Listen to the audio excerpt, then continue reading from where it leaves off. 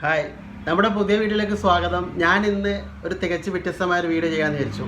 ഒരുപാട് കാലത്തെ ആഗ്രഹമായിരുന്നു നമ്മുടെ പ്രവാസി ജീവിതത്തെക്കുറിച്ച് ഒരു വീഡിയോ ചെയ്യാൻ വേണ്ടിയിട്ട്. പ്രത്യേകിച്ച് ഞാനൊരു പ്രവാസിയല്ല, പക്ഷേ പ്രവാസി അല്ലാത്ത ഞാൻ പ്രവാസ ജീവിതത്തെക്കുറിച്ച് പറയുമ്പോൾ സത്യം പറഞ്ഞാൽ നിങ്ങൾ വിചാരിക്കും ഇവനെന്താ അറിയാമെന്നുള്ളൊരു തോന്നലുണ്ടാവും. പ്രവാസി അല്ലാത്ത ഞാൻ പ്രവാസ ജീവിതത്തെക്കുറിച്ച് പറയാൻ അർഹനല്ല. എങ്കിലും നമ്മൾ ചുറ്റുഭാഗത്തും കണ്ടുവരുന്ന നമ്മുടെ സുഹൃത്തുക്കളുടെ ഇടയിലും സോഷ്യൽ മീഡിയ വഴി പരിചയപ്പെട്ട ഒരുപാട് ഫ്രണ്ട്സുകൾ ഗൾഫിലുണ്ട്. ഒരുപാട് നമ്മൾക്ക് ഉപകാരപ്പെട്ട ചാനലിൽ ഉപകാരപ്പെട്ട ഒരുപാട് ആൾക്കാരുണ്ട്. പക്ഷെ അവരെല്ലാം അഭിപ്രായമായിരുന്നു, നീ ഒരു വീഡിയോ ചെയ്യണം, പ്രവാസികളെ കുറിച്ച് എനിക്ക് കുറേ അറിയാലോ, കുറേ കാര്യങ്ങളൊക്കെ അറിയാലോ, എനിക്കത് വെച്ചൊരു വീഡിയോ ചെയ്തുകൂടെ. കഴിഞ്ഞ വർഷമേ പറഞ്ഞിട്ടുണ്ടായിരുന്നു. ആ ഒരു അടിസ്ഥാനത്തിലാണ് ഞാൻ വീഡിയോ ചെയ്യുന്നത്. ശരിക്കും പറഞ്ഞാൽ പ്രവാസികളെ കുറിച്ച് നമുക്ക് പറയാം. പ്രവാസ ജീവിതം എന്ന് പറയുമ്പോൾ ഏതൊരു മനുഷ്യനും ഒരു പറിച്ചു നടന്ന ഒരു രീതിയാണ്. കുടുംബത്തെയും സഹോദരന്മാർ, സുഹൃത്തുക്കൾ, ഭാര്യ, മക്കൾ, ഇങ്ങനെ എല്ലാവരെയും ഒഴിവാക്കി തൻ്റെ ഇഷ്ടപ്പെട്ട പലതും ഒഴിവാക്കിയിട്ട് 1-2 വർഷം വിദേശത്ത് താമസിക്കാൻ വിധിക്കപ്പെട്ടവരാണ് പ്രവാസികൾ. പ്രത്യേകിച്ച് GCC കൺട്രീസിൽ ലക്ഷക്കണക്കിന് ആൾക്കാരുകൾ പ്രവാസികളുണ്ട്, എല്ലാവർക്കും അറിയുന്ന കാര്യമാണ്. അപ്പോൾ ഒരു പ്രായം കഴിഞ്ഞാൽ പിന്നെ ഒരു ഡിഗ്രി എല്ലാം കഴിഞ്ഞാൽ ഇന്നത്തെ കുട്ടികളും അന്നത്തെ കുട്ടികളും എല്ലാം പ്രവാസത്തിലേക്കാണ് പോകുന്നത് ഇന്ന് പ്രത്യേകിച്ച്. അപ്പോൾ ഇപ്പം പ്രത്യേകിച്ച് മലബാർ ഭാഗത്തെല്ലാം കല്യാണം ശരിയാവണമെങ്കിൽ പ്രവാസി ആയിരിക്കണം എന്നുള്ള ഒരു ടാർഗറ്റ് കൂടി ചില ഭാഗങ്ങളിലുണ്ട്. ഇങ്ങനെ കുറേ കാര്യങ്ങൾ. പക്ഷെ പ്രവാസികളിൽ രക്ഷപ്പെടുന്നുണ്ടോ? ഇതാണ് എൻ്റെ ചോദ്യം. പ്രവാസികൾക്ക് എന്താണ് പറ്റുന്നത്? പ്രവാസികളെല്ലാം രക്ഷപ്പെടുന്നുണ്ടോ? പ്രവാസികളിൽ എന്തെല്ലാം സംഭവിക്കുന്നത്? അവരുടെ പ്രശ്നങ്ങൾ എന്തെല്ലാണ്? അവരെന്തുകൊണ്ട് വിജയിക്കുന്നില്ല? ഇങ്ങനെ കുറേ ചോദ്യങ്ങൾ എനിക്കുണ്ട്. അപ്പോൾ അതിനുള്ള ഒരു അഭിപ്രായം മാത്രമാണ്. ശരിക്കും പറഞ്ഞാൽ ഞാനിപ്പോൾ 3ാമത് പാസ്പോർട്ട് എടുത്തു. 2 വട്ടം, ഒരു പ്രാവശ്യം എടുത്തു, പിന്നെ പുതുക്കി, 2ാമത് പുതുക്കിയിട്ട് ഇന്ന് എത്തിയിട്ടുണ്ട്. അപ്പോൾ ഇങ്ങനെയാണ്. ഞാൻ ഇതുവരെ അതിൻ്റെ ഒരു സീൽ വെച്ചിട്ടില്ല, ഒരു വിസ്റ്റ് പോലും അടിച്ചിട്ടില്ല. അപ്പോൾ ഇങ്ങനെയുള്ള ഞാൻ പ്രവാസ ജീവിതത്തെക്കുറിച്ച് പറയും. എന്താണെന്ന് നോക്കാമല്ലോ നമുക്കല്ലേ. അതുപോലെ തന്നെ വീഡിയോ ആദ്യമായിട്ട് കാണുന്നവർ എന്തായാലും സബ്സ്ക്രൈബ് ചെയ്യുക. അതുപോലെ തന്നെ വീഡിയോ മാക്സിമം ഷെയർ ചെയ്യുക. നിങ്ങളുടെ അഭിപ്രായം കമൻറ്റ് ബോക്സിലിടുക, ലൈക്ക് ചെയ്യുക. അപ്പോൾ നമുക്ക് വീഡിയോയിലേക്ക് ഇങ്ങനെ പോവാം. എന്തായാലും എന്ന് വെച്ചാൽ ഞാനിപ്പോൾ പറഞ്ഞു വരുന്നത് 1980 കാലഘട്ടങ്ങളിലേക്കൂടി നമുക്ക് പോവാം. പ്രവാസ ജീവിതം സ്റ്റാർട്ട് ചെയ്യുന്നത് ശരിക്കും പറഞ്ഞാൽ അങ്ങനെയെന്നല്ല ഞാൻ പറയുന്നത്, അതിന് മുന്നേ ഉണ്ട്. പക്ഷേ 1980 കാലഘട്ടം എനിക്കറിയുന്നത് ആ സമയത്ത് നമ്മൾ ജനിച്ചതുകൊണ്ടാവാം. അപ്പോൾ 80 കാലഘട്ടങ്ങളിൽ പ്രവാസികൾ എന്ന് പറയുമ്പോൾ ശരിക്കും പറഞ്ഞാൽ ഒരു സ്റ്റാർ തന്നെയാണ്. സ്റ്റാർ എന്ന് പറഞ്ഞാൽ സ്റ്റാർ തന്നെ.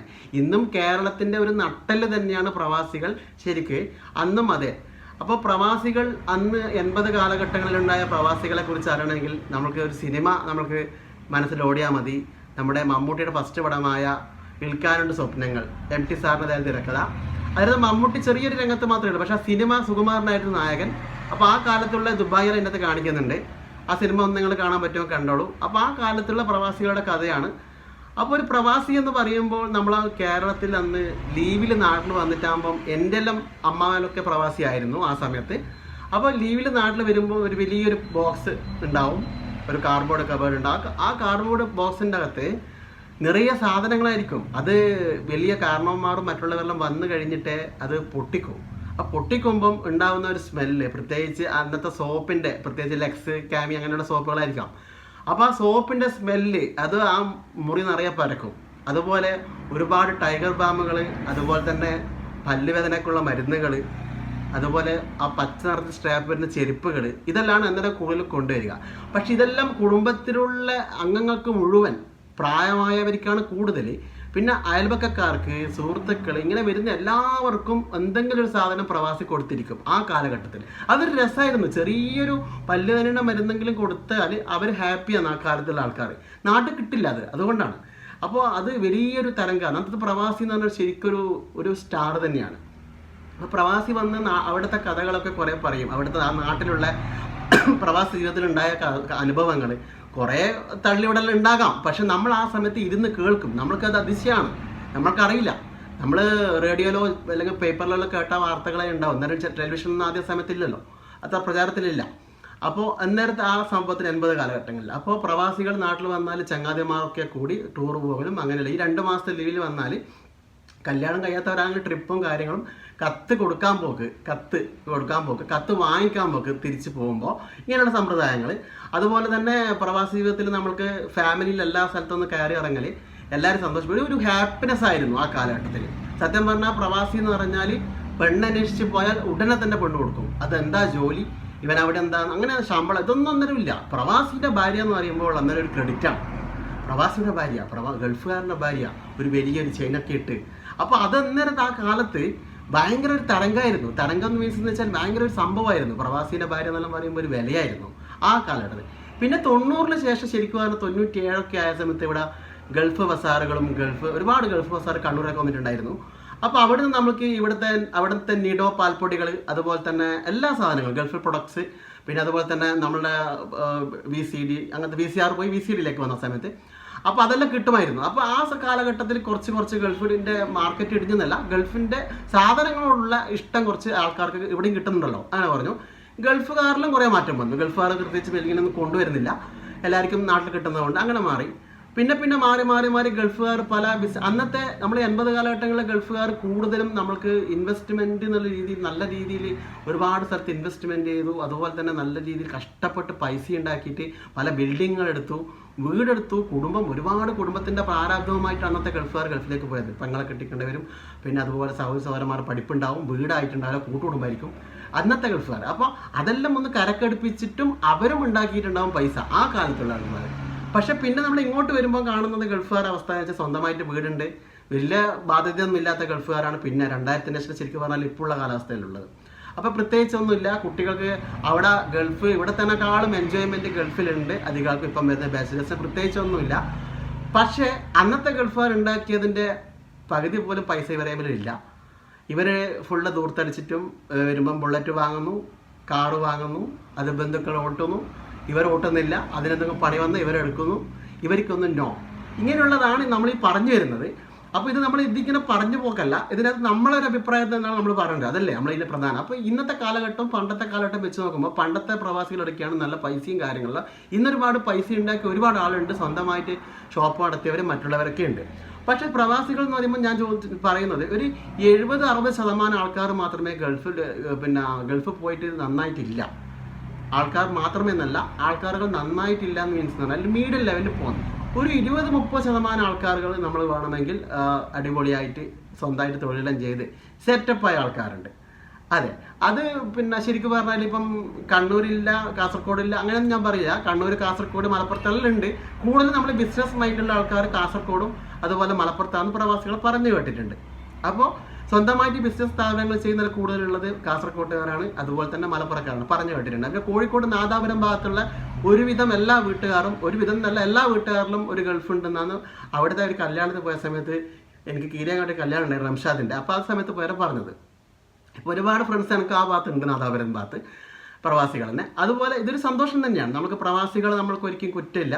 പ്രവാസികൾക്ക് സംഭവിക്കുന്നത് എന്തെന്ന് ഞാൻ ആദ്യം പറഞ്ഞിട്ടുണ്ട്. പ്രവാസികൾക്ക് സംഭവിക്കുന്നത് എന്താണ്, നമുക്കിപ്പോൾ പ്രവാസികൾക്ക് സംഭവിക്കുന്നത് എന്തെന്ന് ചോദിച്ചാൽ, പ്രവാസികൾ വളരെ കഷ്ടപ്പെട്ട് അവിടുന്ന് ചിലപ്പോൾ നാട്ടിലുള്ള 20,000 30,000 ഇങ്ങനെയുള്ള സാലറി ഉണ്ടാവും.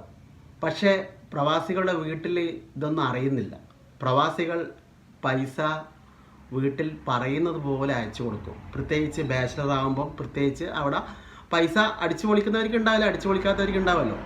അത് വീട്ടിൽ നിന്ന് ഉമ്മ അല്ലെങ്കിൽ ഉപ്പ എന്തെങ്കിലും ആവശ്യം വരുമ്പോൾ അവരെ മനസ്സിൽ എൻ്റെ മകൻ പ്രവാസിയല്ലേ, അപ്പോൾ ഒരു വീട്ടിൽ കുടുംബത്തിൽ കല്യാണം വരുമ്പോൾ നാട്ടിൽ ഉള്ള മറ്റുള്ളവരെക്കാളും കൂടുതൽ സ്വർണം ഗൾഫുകാരൻ്റെ എൻ്റെ മകൻ കൊടുക്കണം എന്നുള്ള വാശിയിൽ അവർ ചെയ്യും.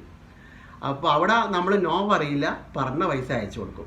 അയച്ചു കൊടുക്കുന്നത് എങ്ങനെയാണെന്ന് ചോദിച്ചാൽ സുഹൃത്തുക്കൾക്ക് കടം വാങ്ങിയിട്ടാണ് അയച്ചു കൊടുക്കുക. അത് വീട്ടുകാർ അറിയുന്നില്ല. വീട്ടുകാരുടെ വിചാരം നല്ല സാലറിയിലൂടെ അയച്ചു തന്നില്ല, പിന്നെന്താ പ്രശ്നം.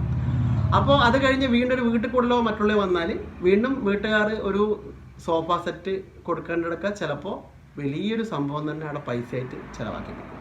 അതും മകൻ കൃത്യമായിട്ട് ചെയ്യും. കാരണം മകൻ കുടുംബം ഫാമിലി എന്ന് വെച്ച് മരിക്കുന്നവരാണ് പ്രവാസികൾ. ഫാമിലിയിൽ എന്ത് പ്രശ്നം വന്നാലും എല്ലാം എൻ്റെ നാട്ടിൽ എന്തെങ്കിലും പ്രശ്നം വന്നാലും എന്നുള്ള ഒറ്റ ചിന്തയെ പ്രവാസികൾക്കുള്ളൂ. നാടിനെക്കുറിച്ച് അത്രത്തോളം ആത്മാർത്ഥതയുള്ള ആൾക്കാരാണ് പ്രവാസി. പ്രത്യേകിച്ച് നമുക്കറിയാം, ഈ നമ്മുടെ പ്രളയം വന്ന സമയത്തെല്ലാം ഒരുപാട് പൈസ പ്രവാസ ജീവിതത്തിന് വന്നിട്ടുണ്ട്. അത് നമുക്കറിയാം. കേരളത്തിൻ്റെ ഒരു നട്ടെല്ല് തന്നെയാണ്. പ്രത്യേകിച്ച് മലബാർ മേഖലയിൽ കൂടുതൽ ആൾക്കാർ പ്രവാസികളുമാണ്. അപ്പോൾ പ്രവാസികൾക്ക് ഇങ്ങനെ ഒരു സംഭവം സംഭവിക്കുമ്പോൾ എൻ്റെ ചുറ്റുവട്ടത്തുണ്ടായ സംഭവങ്ങളാണ് ഞാൻ എടുത്ത് പറയുന്നത്. നമ്മൾ ആളെ പേരൊന്നും പറയാൻ പാടില്ല.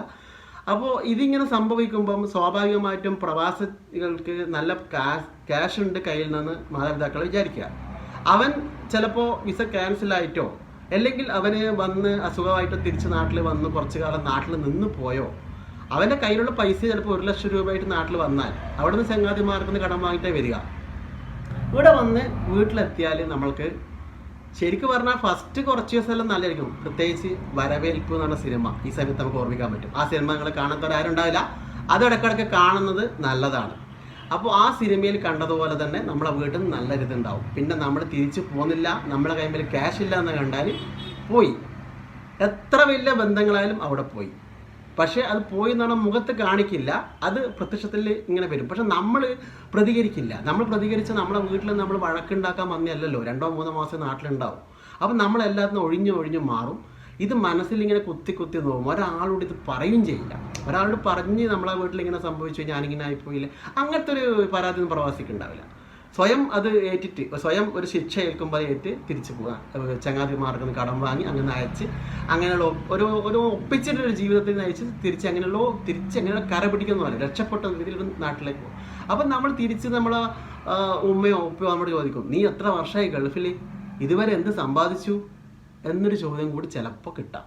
അത് നമ്മൾ ശരിക്കും പറഞ്ഞാൽ മുഖത്തടിച്ചതിന് സമാണ്.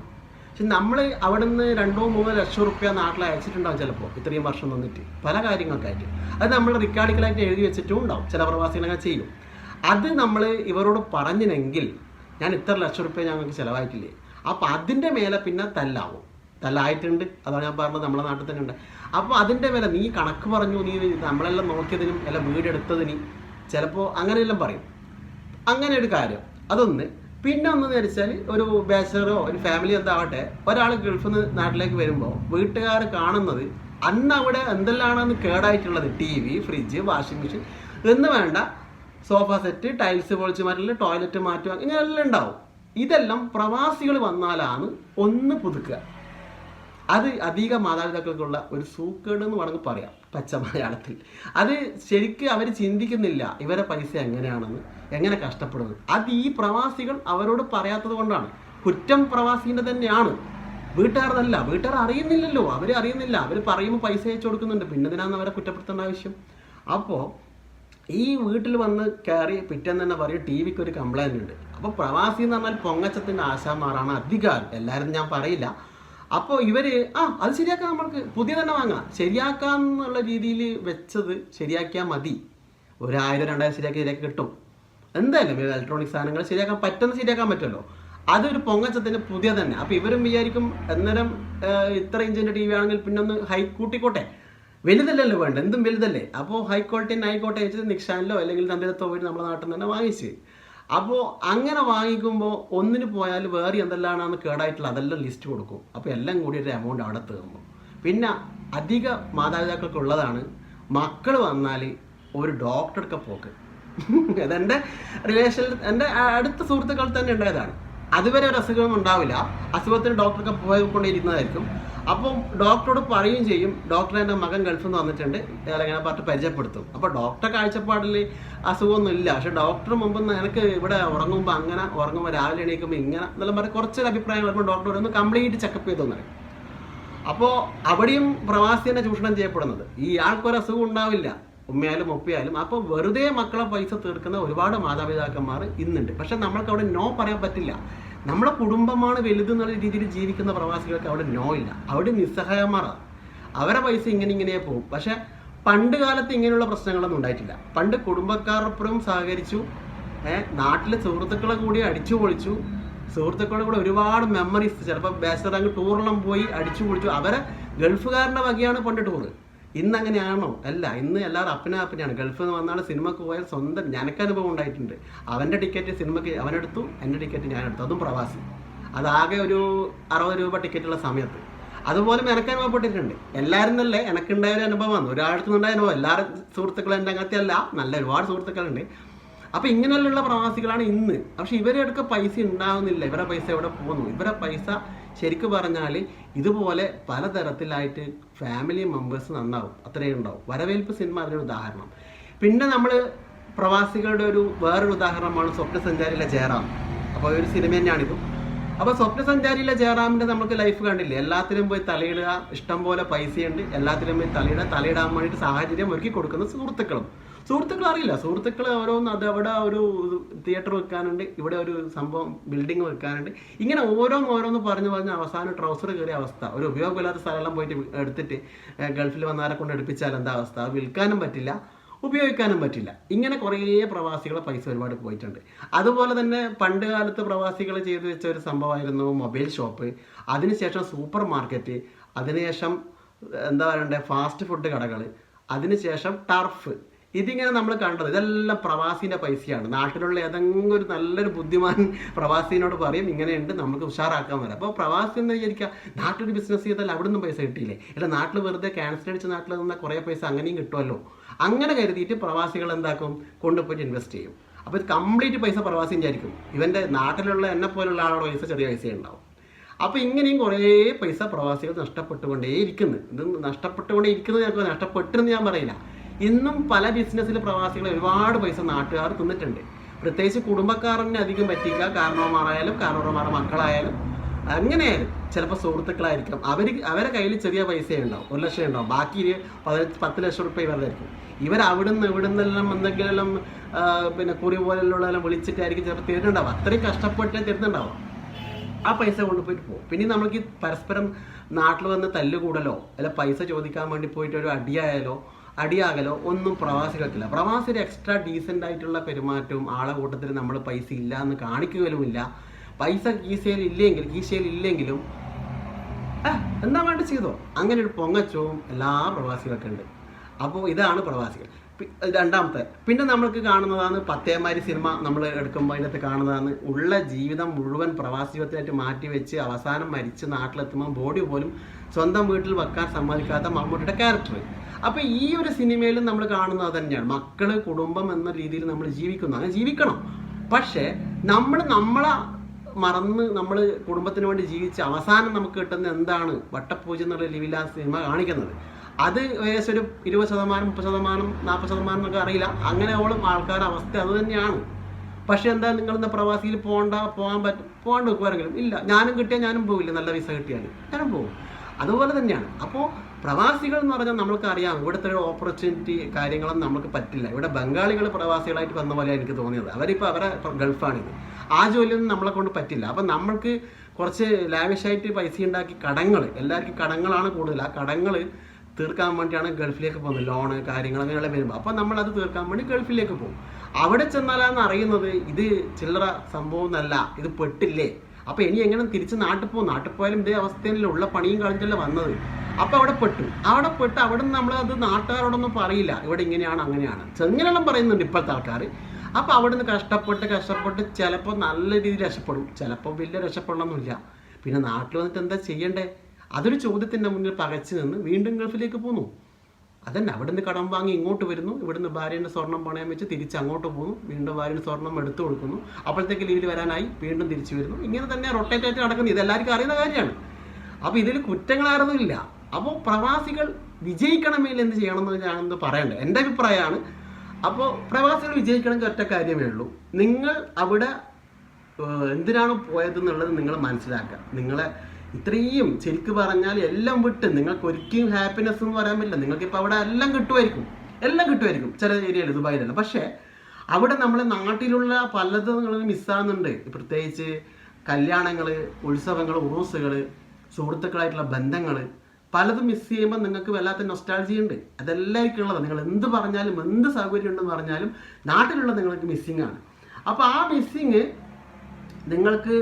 അതെല്ലാം നിങ്ങൾ മാറ്റി വെച്ച് നിങ്ങൾ ശരിക്കും പറഞ്ഞാൽ ഗൾഫിൽ പോയി നിങ്ങളെല്ലാം ഉണ്ടാക്കി, ചിലപ്പോൾ ഒന്നും ഉണ്ടായിട്ടില്ല, ഒരു ലോട്ടറി എടുത്ത പോലെയാണല്ലോ. അപ്പോൾ നിങ്ങൾക്ക് നഷ്ടം, നിങ്ങളെ ഈ ലൈഫ് നഷ്ടപ്പെട്ടു. പൈസക്ക് പൈസയും ഇല്ല, ലൈഫിന് ലൈഫും ഇല്ല. പക്ഷേ എന്നാലും ഗൾഫിലേക്ക് എല്ലാവരും പോകുന്നില്ലേ, ഗൾഫിൽ പോകണം, പൈസ ഉണ്ടാക്കണം എന്നുള്ള ചിന്ത എല്ലാവരുടെ മനസ്സിലുമുണ്ട്. പക്ഷെ എന്തുകൊണ്ട് രക്ഷപ്പെടുന്നില്ല ചോദിച്ചാൽ, ഒന്ന് പ്രധാനം, നമ്മൾ അവിടെ എത്തിയിട്ടാകുമ്പോൾ നമ്മൾ എന്തിനാണ് വന്നതെന്നുള്ളത് അറിഞ്ഞ് നമ്മൾ വരവിനനുസരിച്ച് ചിലവാക്കി പഴയ ആൾക്കാരെ നമ്മൾ കണ്ടുപഠിക്കണം. പണ്ടത്തെ ആൾക്കാരെ നമ്മളൊരു 80 കാലഘട്ടങ്ങളിലെല്ലാം ഗൾഫിൽ പോയ ആൾക്കാരെ ശരിക്കും പഠിച്ചെടുക്കണം. അതാണ് നിങ്ങൾ ആദ്യം വേണ്ടത്. അവരെങ്ങനെ ജീവിച്ചു, അവർ നാട്ടിലെത്തിയിട്ടാകുമ്പോൾ എന്താ ചെയ്തത്? ബൈക്ക് റെൻറ്റിന് വാങ്ങിയിട്ട് ഓടിച്ചു, കാർ റെൻറ്റിന് വാങ്ങിയിട്ട് ഓടിച്ചു, ഒന്നും പുതിയത് വാങ്ങിക്കില്ല അവർ. പക്ഷെ കുടുംബങ്ങളുടെക്കെല്ലാം നല്ല ബന്ധങ്ങൾ ഉണ്ടായിട്ടുണ്ട്, ഇന്നും ഉണ്ട്, ഇല്ല എന്നല്ല പറഞ്ഞത്. കുടുംബക്കാരെ ആവശ്യത്തിന് സഹായിച്ചിട്ടുമുണ്ട്, കുറ്റങ്ങളൊന്നുമില്ല. സുഹൃത്തുക്കളായിട്ട് നല്ല ബന്ധമുണ്ട്. ഇന്നത്തെ ഫ്രണ്ട്സുകാർ എങ്ങനെയാ, പൈസ കുറച്ച് കൂടിയാൽ പിന്നെ ഒരു കാറിന് ഒരു ഓണ് പോലെ അടിക്കില്ല. അതിലേക്കുള്ളിൽ പോകുന്ന സമയത്ത് അത്ര പോലെ ഓണടിച്ചിട്ട് ഹലോ എന്നാക്കുന്ന രീതി പോലും ഇല്ല. അവർ വലിയ ആളായി, പിന്നെ നമ്മുടെ മൈൻഡ് ചെയ്യില്ലല്ലോ. പക്ഷേ ഒരു അവസരത്തിൽ നമ്മളിപ്പോൾ ഒരു എത്രയോ കാലം കഴിഞ്ഞ് നാട്ടിലേക്ക് സെറ്റിലാണ്ട്, ആജീവാനന്ദം ഗൾഫിൽ നിൽക്കില്ലല്ലോ. നാട്ടിൽ വരുന്ന സമയത്ത് നമ്മൾ എല്ലാം വീട്ടിൽ കയറുമ്പോൾ ഭാര്യയും മക്കൾക്കൊന്നും നമ്മളെ വലിയ വിലയൊന്നും ഉണ്ടാവില്ല. ക്യാൻസലാക്കി വന്നാൽ ആർക്കും വലിയ പൈസ ഉണ്ടെങ്കിലും വലിയ വെച്ചൊന്നും ഒരു ശല്യം പോലെയാവും, സ്വാഭാവികം. അങ്ങനെയാണ്. അതിപ്പോൾ എത്ര ഇതുണ്ടായാലും നമ്മൾ എത്ര വലിയ എത്ര സ്നേഹമുള്ള ഭാര്യയായാലും മക്കളായാലും ഒരു പരിധി കഴിഞ്ഞാൽ പിന്നെ നമ്മൾക്ക് അത്ര വലിയ ഗൾഫുകാർക്ക് അധികം അത്ര വലിയ, എല്ലാവരും ഞാൻ പറയില്ല, കുറ്റം പറയുന്നില്ല, അങ്ങനെ ഉണ്ട്. ഞാൻ കണ്ടിട്ടുണ്ട്. എൻ്റെ ടൈലർ ഷോപ്പല്ല, ഞാൻ ഒരുപാട് ആൾ വന്നിട്ടുണ്ട്. അപ്പോൾ അവർക്കൊരു ഹാപ്പിനെസ് എന്ന് പറഞ്ഞാൽ നമ്മളെ നാട്ടിൻപുറത്തുള്ള പഴയ സുഹൃത്തുക്കളും അവിടെ പോയിരുന്ന് സംസാരിക്കലാണ്. അപ്പോൾ അത് അറ്റുപോകുന്നത് ഇതിലേ കൂടിയാണ്. നമ്മൾ ലീവിൽ വന്നിട്ടാകുമ്പോൾ സുഹൃത്ത് ബന്ധങ്ങൾ നിലനിർത്തിയിട്ടില്ലെങ്കിൽ അറ്റുപോകും. അവരെ കൂട്ടി കറങ്ങലോ മറ്റുള്ളതല്ല, അവരൊന്ന് കാണുക, സംസാരിക്കുക, അവരെ കാര്യങ്ങളും ചോദിക്കുക. അപ്പോൾ അങ്ങനെ അത് നിലനിർത്തണം. അല്ലാതെ സുഹൃത്തുക്കൾക്ക് എന്തെങ്കിലും വാങ്ങിക്കൊടുക്കുക. സുഹൃത്തുക്കൾ പണ്ടുകാലത്ത് സുഹൃത്തുക്കൾ പറഞ്ഞ് എന്ത് സാധനം ഗൾഫുകാർ കൊണ്ട് കൊടുക്കും. ഇന്ന് ആരൊന്നും പറയലില്ല, പറഞ്ഞാൽ കൊണ്ട് കൊടുക്കുകയും ചെയ്യില്ല. അങ്ങനെയുള്ള ഗൾഫുകാരാണ് കൂടുതൽ. പക്ഷേ സുഹൃത്തുക്കൾക്കാർക്കൊന്നും വേണ്ട. പക്ഷെ സുഹൃത്തുക്കൾക്ക് ആ കിട്ടുന്ന ഒരു ബന്ധം അവിടെ കുറേ ആൾ ഒഴിവാക്കി കളയുന്നുണ്ട്. അത് നിങ്ങൾക്ക് തന്നെയാണ് നഷ്ടം. അവിടെ നിങ്ങൾക്ക് പ്രായമായിട്ട് വരുമ്പോൾ, അത്ര വലിയ പ്രായം ആവണ്ട, വേഗം ഗൾഫ് മധ്യക്ക് നാട്ടിൽ വരുമ്പോൾ നിങ്ങൾക്ക് ഇവരുണ്ടാവില്ല. പൈസ മാത്രം പോരാ. പൈസ മാത്രം ഉണ്ടായ മനുഷ്യന് നന്നാവാൻ സന്തോഷം ഉണ്ടാവില്ല. സന്തോഷം വേണമെങ്കിൽ നമ്മൾക്ക് എന്ത് വേണം? മനസ്സമാധാനം വേണ്ടേ?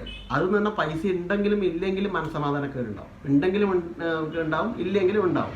അപ്പം നമുക്ക് സുഹൃത്ത് ബന്ധങ്ങളും കുടുംബങ്ങളും എല്ലാവരും വേണം. അതൊന്ന്. പിന്നെന്ന് വെച്ചാൽ നിങ്ങൾ അവിടെ എന്താണോ നിങ്ങൾക്ക് ജോബ്, അത് വീട്ടിൽ പറയണം. എനിക്ക് ഇത്ര മണിവരെ ഡ്യൂട്ടി ഉണ്ട്, എൻ്റെ അവസ്ഥ ഇതാണ്, എനിക്ക് ഇത്രയും സാലറി, ഇത് ഞാൻ അയച്ചിട്ടാകുമ്പോൾ ഇത്ര നിങ്ങൾ ബാക്കി വെക്കണം, സേവ് ചെയ്യണം, എൻ്റെ പേരിൽ അക്കൗണ്ട് ഇടണം.